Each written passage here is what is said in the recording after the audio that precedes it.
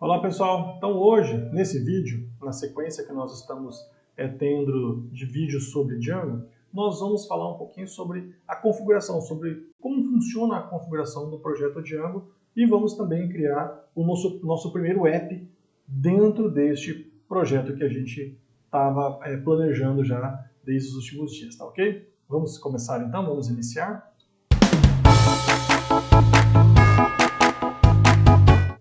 Bom, então no último vídeo nós paramos na etapa aqui de visualização do nosso ambiente, nós carregamos ele, configuramos inicialmente um migrate para rodar o banco de dados e também entendemos como relacionar ele ali com o ambiente que nós criamos lá no Anaconda. A partir de agora a gente vai conhecer detalhadamente um pouco do projeto e vamos criar o nosso primeiro app, tá bem?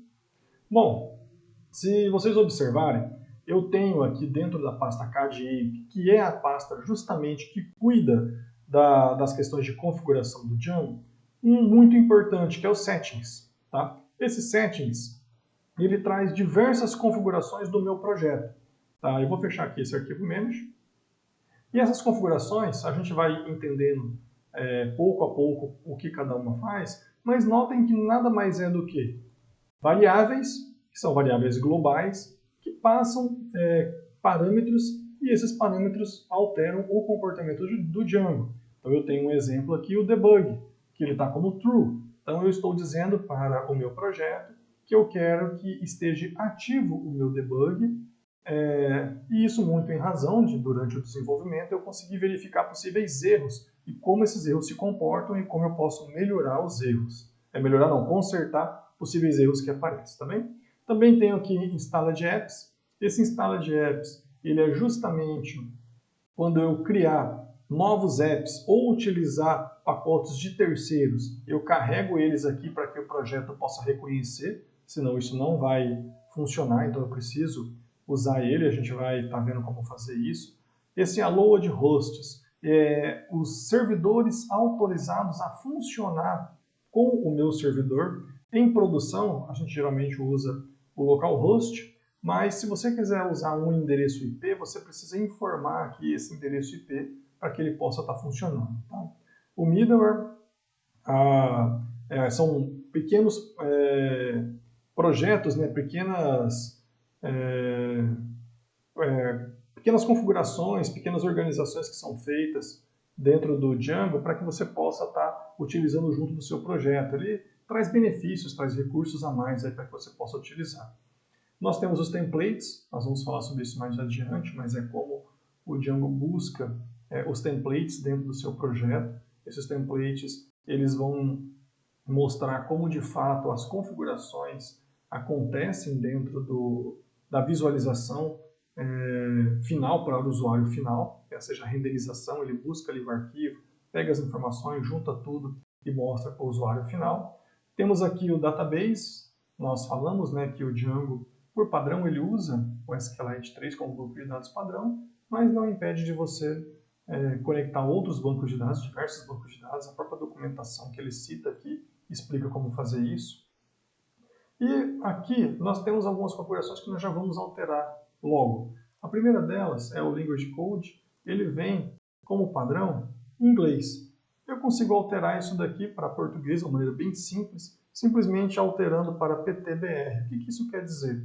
Que tudo que ele começar a mostrar de erro, as imagens iniciais que ele já traz carregadas, como a parte do administrador, ele já vai trazer em português, e isso ajuda demais.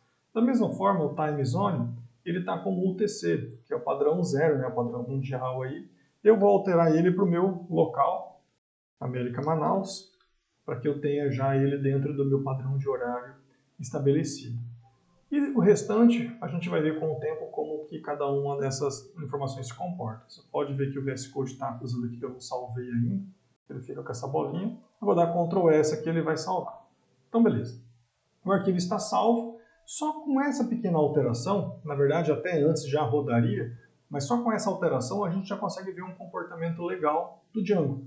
Não fizemos nada ainda, só alteramos o arquivo settings, mas vamos observar como que ele se comporta já funcionando, né? eu posso vir agora aqui no menu do VS Code, terminal e novo terminal.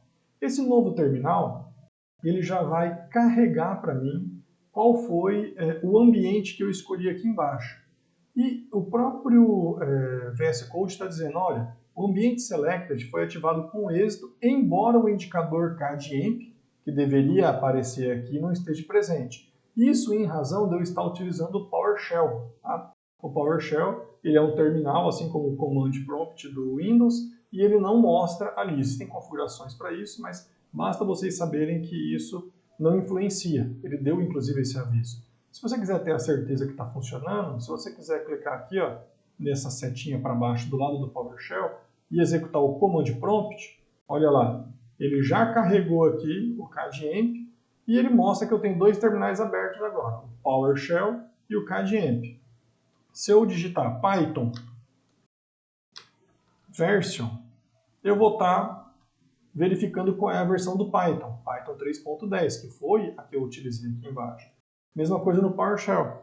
Se eu digitar Python version, ele já vai mostrar para mim qual é a versão do Python que eu estou utilizando. Então, das duas formas dá certo, tá? Só se atentem, porque ele deu a mensagem ali informando que carregou. Caso isso não aconteça, você tem que checar se o seu interpretador está selecionado de forma correta aqui embaixo. Vou manter só o PowerShell aqui aberto.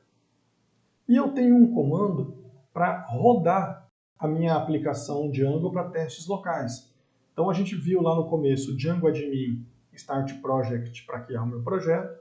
Depois vimos o Python Manager.py Migrate para instalar as primeiras instâncias do banco de dados, as primeiras tabelas, criar o banco e tudo mais. E também vimos o Python Manager Create Superuser para criar o usuário.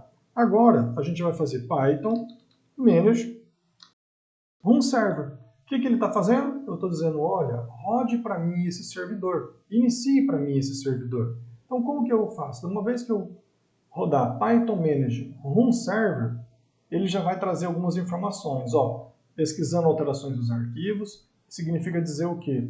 Quando você alterar um arquivo e salvar, ele já vai fazer o reload, ou seja, o recarregamento da informação de forma instantânea.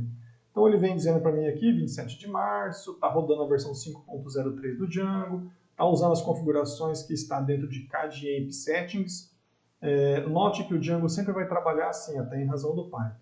Cademp é o nome do módulo, que é a minha pasta aqui, cademp. E settings é o arquivo, settings que está aqui na minha pasta. Então ele está dizendo, olha, eu estou usando de dentro da pasta cademp o arquivo settings. E ele diz também que o servidor foi iniciado na porta local. Inclusive, conclui dizendo que para você parar esse servidor, basta você colocar Ctrl Break, que no nosso caso aqui seria Ctrl Pause Break, né, que ele faria a pausa do servidor, ou Ctrl C, que ele também faz a pausa do servidor. Então, de Ctrl C, ele já parou aqui o meu servidor. Vou rodar novamente para que a gente possa estar vendo ele de forma funcional.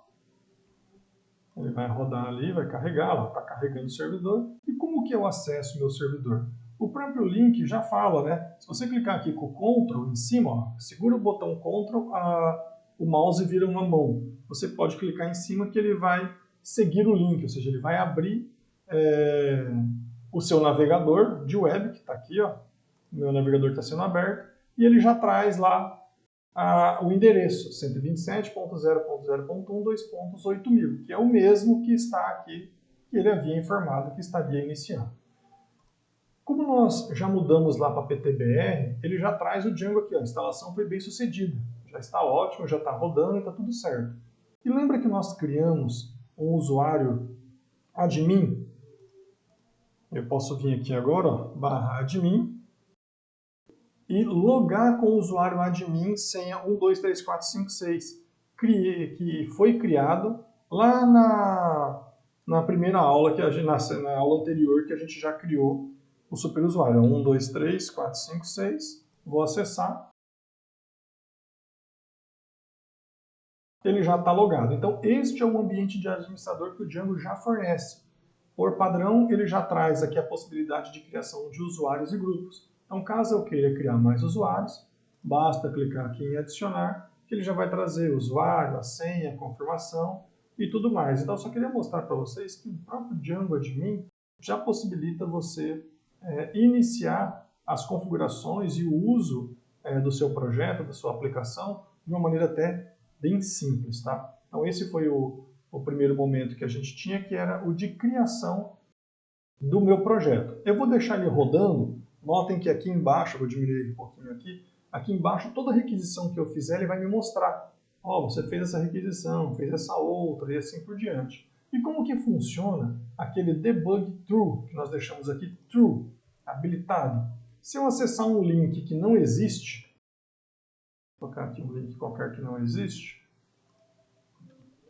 ele justamente vai dar um erro para mim. Ó, página não encontrada. Você só existe até agora uma URL definida para você poder utilizar, que é admin/. E ele até conclui aqui dizendo, olha, você está vendo este erro porque o debug está como true lá no arquivo de configuração dos settings. Se você não quiser ver isso, você tem que setar como false.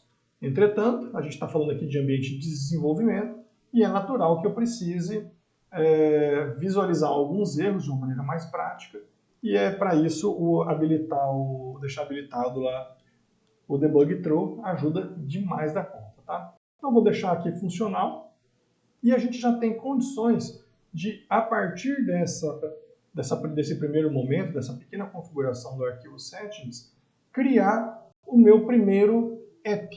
Como assim criar o meu primeiro app? Aí isso até vale uma explicação um pouquinho melhor, que é o seguinte. Em Django, quando você cria o projeto, você criou o projeto para você trabalhar dentro desse projeto. Cada função que você vai criar, cada módulo que a gente poderia chamar, cada aplicação que você vai colocar dentro do seu projeto, você pode tratar de maneiras diversas. Eu costumo criar um app para cada funcionalidade do meu projeto. Então, por exemplo, a gente vai criar agora um cadastro de cliente, bem básico, tá? A gente não tem aqui a pretensão de criar um cadastro super completo, é apenas para exemplificar. A gente inclusive vai usar de forma inicial agora o admin, por isso que eu criei lá o superusuário admin, mas eu já consigo perceber que se eu for criar um cadastro de cliente, eu vou criar um app chamado cliente para tudo que for relacionado ao cliente, cadastro, alteração, relatório, eu possa trabalhar ali dentro. Então eu acho que isso se torna muito mais fácil de ser entendido ao longo do processo de desenvolvimento. Naturalmente, esta é uma opinião minha, eu tenho certeza que outros desenvolvedores, outras pessoas têm opiniões diferentes da maneira que possam estar lidando com a forma de trabalhar com o Django, tá? Pois bem, nesse caso, nós vamos então criar nosso primeiro app. Para criar o meu primeiro app, eu vou aumentar aqui essa parte de baixo um pouquinho do terminal, vou dar Ctrl C, pressionar Ctrl C, né, que ele vai voltar para o meu terminal, e eu vou iniciar meu app. Eu vou até fechar aqui, diminuir a minha pasta CADIEMP, que está dentro da outra pasta CADIEMP, para vocês verem o comportamento que vai acontecer ali. E vou digitar Django admin. Nós havíamos usado o Start Project. Nós vamos usar agora o Start App e vamos dar o nome de cliente. Por quê? É meu primeiro app de cadastro de cliente que eu vou estar manipulando ele. Vou pressionar o Enter. Olha só, aparentemente aqui ele não fez nada, mas se eu vir aqui em cima, ele criou uma nova pasta chamada cliente. Essa pasta cliente, ela vai trazer alguns arquivos padrões, que são os arquivos que eu preciso lidar para poder trabalhar com todo o meu app. O Django, ele trabalha num padrão que uns chamam de MVT, né? Model View Templates, outro MVC, Model View Controller, mas o que importa é que ele separa a camada de visualização da camada de modelo e da camada de gestão, que pode ser o controller, né? Ou o template, no caso aí, que ele vincula um pouquinho às views. Como que ele separa isso? Ele separa as views sendo tudo que for relacionado à minha manipulação dos dados antes de mostrar para o cliente. Então é aqui, por exemplo, que eu consulto o meu banco de dados, retorno a informação, filtro, ordeno e preparo todos os dados para ser mostrado para o meu usuário. O Models é o meu arquivo onde eu vou configurar o meu banco de dados.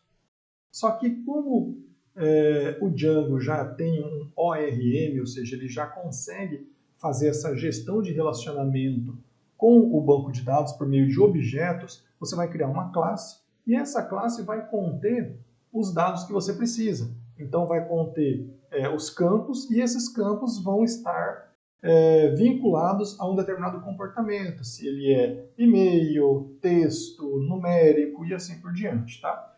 O apps ele é um arquivo que vai trazer as configurações do meu app. Assim como eu tenho settings, que vai trazer as configurações do projeto, o apps vai trazer as configurações desse app específico. E o admin é tudo que eu preciso fazer para que eu possa manipular esse meu app, esse cliente, dentro daquele admin que nós acessamos agora.